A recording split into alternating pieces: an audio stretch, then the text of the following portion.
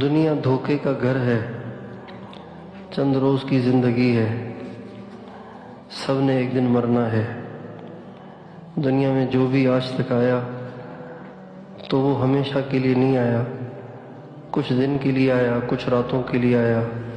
کچھ لمحوں کے لیے آیا اور پھر وہ دنیا سے چلا گیا۔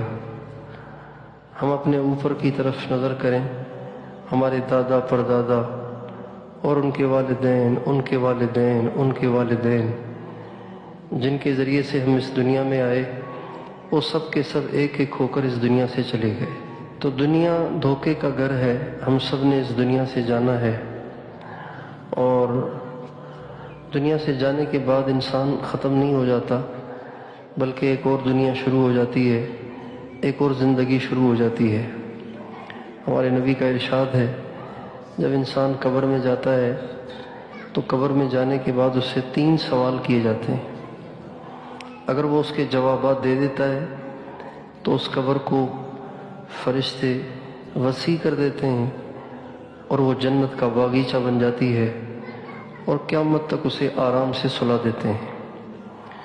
اور اگر وہ جواب نہ دے سکے تو اس کی قبر کو جہنم کی آگ کا گڑھا بنا دیا جاتا ہے، وہ قیامت تک اس میں جلتا رہے گا اور قیامت تک وہ اس تکلیف میں رہے گا۔ پھر قیامت آئے گی، قیامت آئے گی، اللہ تعالیٰ سارے انسانوں کو قبروں سے اٹھائیں گے، اور جب قبروں سے اٹھایا جائے گا تو محشر کی جو دہشت ہے اور وہاں کا جو ہراس ہے، خوف ہے، وہ اتنا زیادہ ہوگا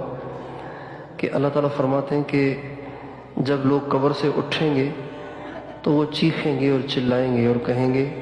یا ویلنا من بعثنا من مرقدنا هذا ما وعد الرحمن وصدق المرسلون۔ تو وہ چیخیں گے، چلائیں گے کہ ہائے ہماری بربادی، ہم تو پہلے ہی ایک مصیبت میں گرفتار تھے، مگر یہاں کی دہشت تو اس سے بھی زیادہ ہے، کس نے ہمیں اٹھا دیا؟ بس یہ تو وہی قیامت کا دن معلوم ہوتا ہے جس کا رحمان نے وعدہ کیا تھا، لیکن ہم نے اس کی کبھی تیاری نہ کی۔